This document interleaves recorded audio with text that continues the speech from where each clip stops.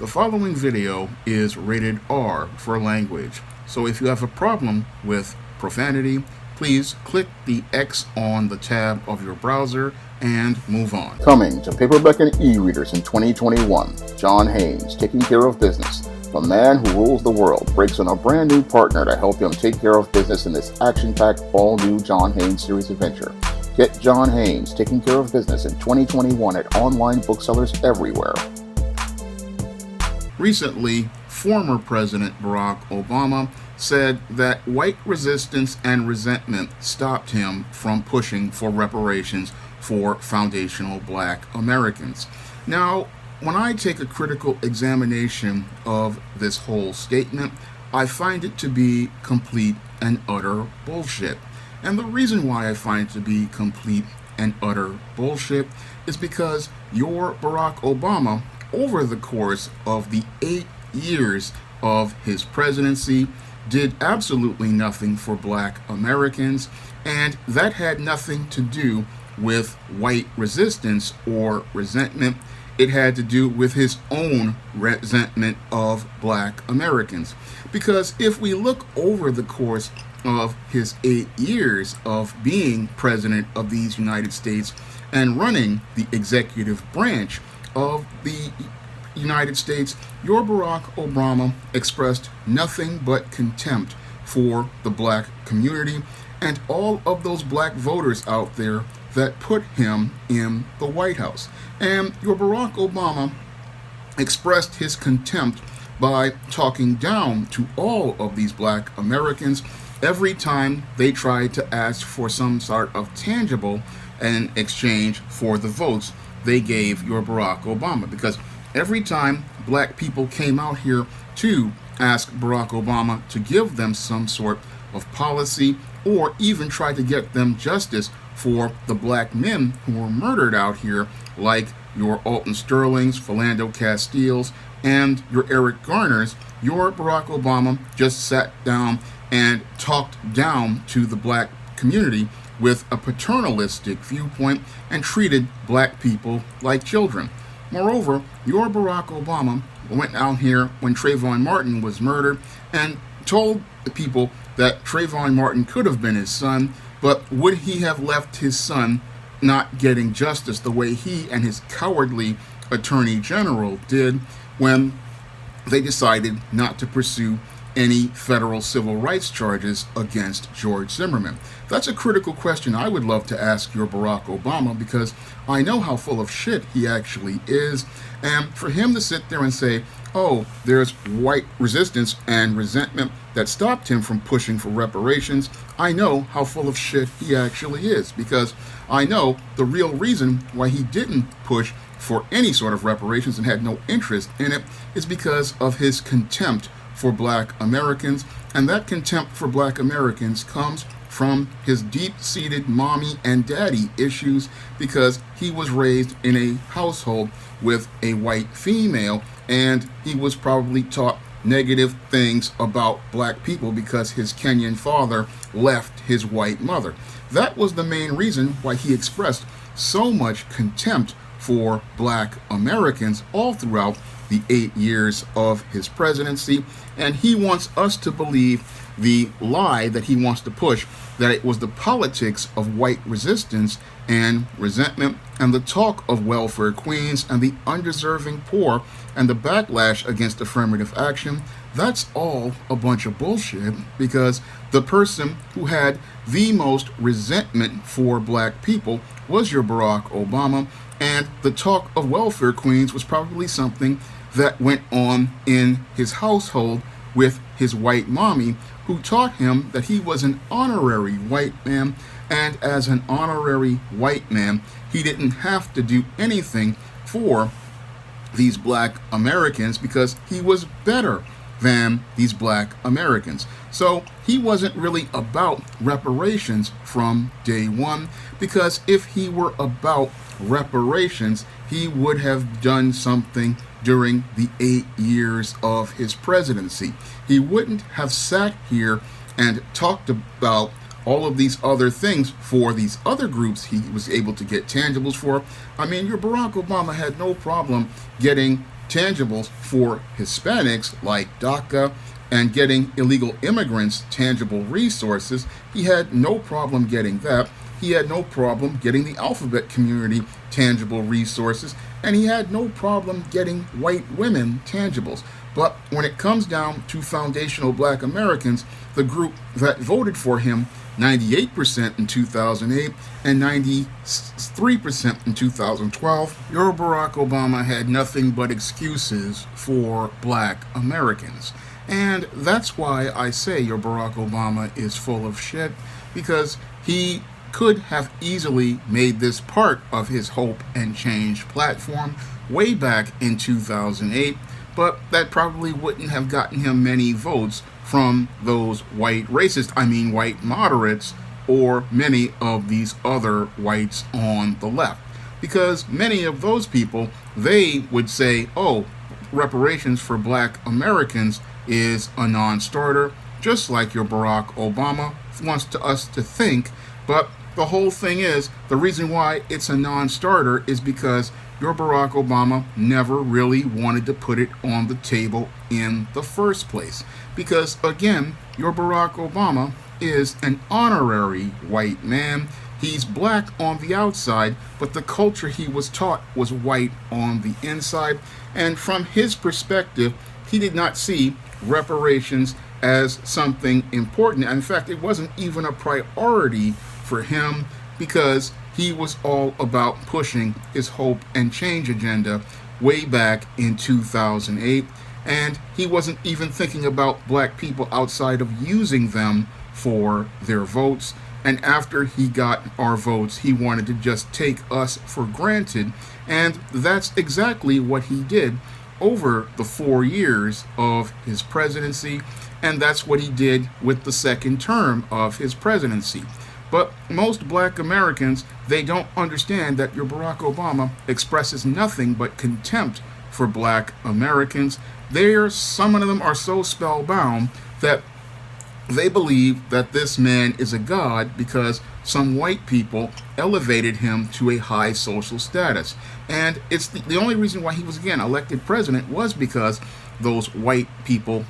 elevated him to a high social status, and then they brought this false god down to us through Oprah Winfrey, who gave her seal of approval to him, and that's what led to black Americans believing that this biracial race hustler was somebody who cared about black Americans and cared about the issues and needs of foundational black Americans. But we clearly see that this man never cared about the issues of foundational black Americans, because when you sit there and use language like welfare queens, that's something that tells me you don't really understand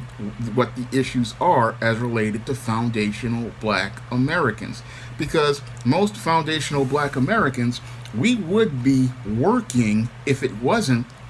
due to these policies that were implemented in our communities. And the reason why we need reparations is not just as related to slavery in the past. It also has to provide people compensation for Jim Crow, which happened and impeded black people from going out here to build their own businesses due to the terrorism we suffered from the Ku Klux Klan and the discrimination many black Americans suffered in the North, which was actually documented in historical documents where they said, I remember here in New York saying, oh, a black man could not be a motorman or a conductor with the MTA until 1937. So the MTA started in, I think, the late 1800s, and here you have it where the black man can't get a job working the higher paying jobs until 1937. So that's discrimination that black people needed to be compensated for, and black people like myself need to be compensated for current and ongoing discrimination and racism that we suffered, the racism that created the ghettos, the racism that created the welfare state, and the racism that created the welfare queens that your Barack Obama says he could not say anything about. And the reason why he didn't want to say anything about any of those things is because the party he was a part of created many of these problems and wound up leading to many foundational black Americans not being able to make a living out here and be able to get the fair shake that immigrants and your whites and white females were able to gain as related to numerous programs. Now, the reason why many black people were never able to get an equal opportunity in this country was due to policies that were created by a certain party, and these whole policies have prevented black Americans from being able to compete in things like the job market, because black men like myself, we get denied access to the job market because many people in these HR departments, they create a brick wall that keeps heterosexual black men out of the workplace, and they do that by hiring either a black woman, a white woman, or some other minority, because that allows them to meet their diversity quota. However, affirmative action was originally designed for foundational black American men to get us an opportunity, but you won't hear any of that talk from Barack Obama as related to reparations and why it's important, because again, reparations is not just about compensating black Americans for all the hard work they did in building this country. It is also about compensating black Americans like myself for Jim Crow and the current and ongoing discrimination that prevents us from gaining access to the job market,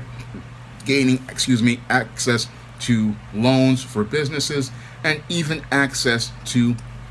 neighborhoods so we can go out here and buy our own home. We were denied an opportunity to go out here and earn that money by a cabal of people, and now it's time for that cabal of people to pay up. But your Barack Obama had no interest in talking about reparations whatsoever, because he wasn't interested in providing tangibles for black people. He only wanted to get the black vote in order to get the numbers, and then he was just going to go on and push his hope and change agenda, which led to no hope and no change for black people. And the reason why it led to no hope and no change for black people is because we did not understand the political process. And because we didn't understand the political process, we didn't understand that when we go to when we have an agenda, we create our agenda, and then we pick our candidate and have him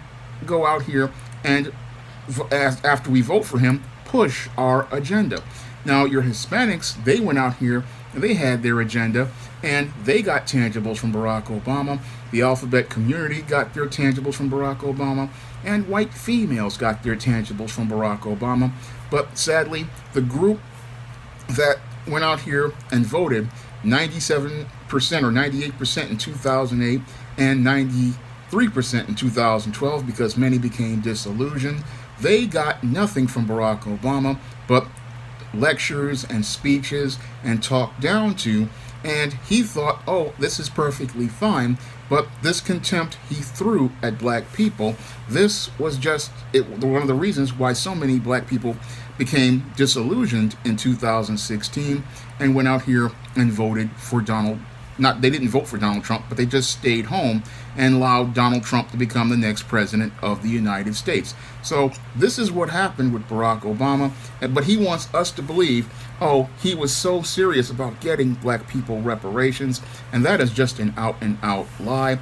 The reparations discussion was not even started until I think about 2015, 2016 by people like your Tariq Nasheed, and the reparations discussion wasn't even started until then. But he's sitting here thinking about, oh, I would have been here for reparations. No, you wouldn't have been here for anything, because you were never about anything for black people. And these whole HR 40 discussion in Congress is just another farce, because we clearly see that nobody is really serious in Washington about getting reparations for black people, because when you go out here and get bootlicks like Ta-Nehisi Coates and Danny Glover and Larry Elder and people like that